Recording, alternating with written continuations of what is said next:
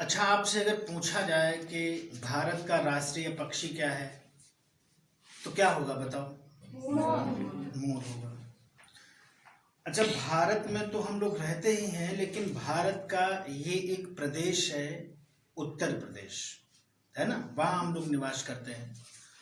तो उत्तर प्रदेश का राष्ट्रीय पक्षी क्या है?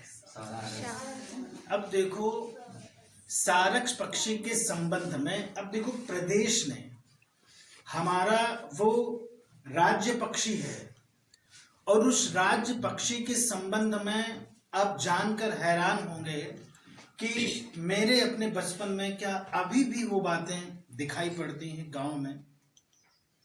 और मोस्टली जब इस चीज से मैं गुजरा, जब उम्र होगी यही कोई 10-12 साल, जब इन चीजों को समझ में आया तो मृत्यु से बड़ा भय लगता था, बड़ा डर लगता था। और स्वाभाविक सी चीज होता है, मौत से किसी डर नहीं लगता है सिवाय किसी बुद्ध पुरुष के। जब कभी गांव के ऊपर से सारस पक्षी निकलता था तो गांव के लोग एकदम अलर्ट हो जाते थे। अलर्ट समझते क्या है? अलर्ट का मतलब है तमाम, जैसे मेरी जो अम्मा थी वो कहती थी कि सर पर हाथ रख लो, तो हम लोग सर पर हाथ रख लेते थे।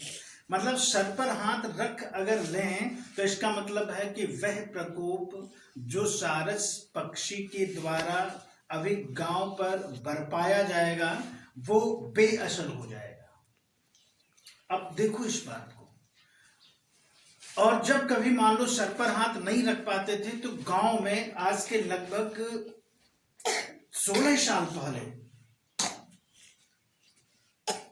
जब सारस पक्षी गांव से बाहर निकल जाता था तो हर एक गांव घर से, मतलब इतना भय था कि सारस निकला है तो कुछ न कुछ अनहोनी हो ही जाएगी, कोई एक्सपायर हो जाएगा, ऐसी भ्रांतियां थी।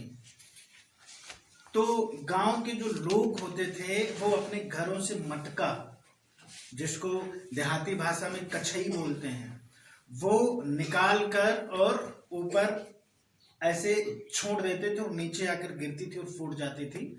तब इनको इस बात की तसल्ली होती थी कि मेरे ऊपर आया हुआ जो भी समस्या है, आई हुई जो भी तकलीफ है, सारस के द्वारा वह खत्म हो जाएगी। आज भी जब हम देखते हैं तो इस बात का आभास होता है कि जब सारस पक्षी गांव के बाहर से आवाज करता है तो गांव के लोग अलर्ट हो जाते हैं, बिल्कुल एकदम अलर्ट हो जाते हैं और सोचने लगते हैं कि आज कुछ आला कर्म होने वाला है। मतलब इस तरीके से शब्दों को वो लोग बोल देते हैं। अब आप समझो, जिसे उत्तर प्रदेश ने राज्य पक्षी घोषित किया हुआ है, कितना अच्छा पक्षी हो, कुछ तो यूनिकनेस उसके अंदर होगी, कुछ तो बेहतर होगा उसके अंदर, जिसके कारण उसे उत्तर प्रदेश का राज्य पक्षी घोषित किया गया है। और लोग आज भी इस बात को अपने जेहन में बिठाए हुए हैं कि अगर तुम्हारे सर के ऊपर से, किसी के सर के ऊपर से सारस निकल जाए तो कहेंगे इसकी मौत हो जाएगी, मतलब इस तरीके का। और बचने का उपाय क्या है कि एक मटकी घर के बाहर निकालो और उसको फोड़ दो, मौत टल गई। तो कौन बड़ा, मटकी बड़ी कि मौत बड़ी है? मटकी ज्यादा बड़ी है। मतलब मौत दरवाजे पर खड़ी हो, मटकी उठा के पटक दो, मौत डर के भाग जाएगी। ये एक अंधविश्वास है।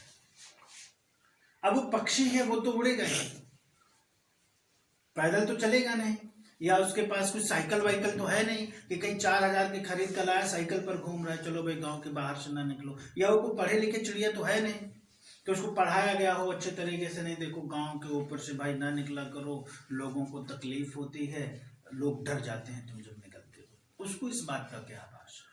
वो तो पक्षी है, प्रकृति की एक नायाब सी चीज है, वो प्रकृति की बनाई हुई एक पक्षी है वो।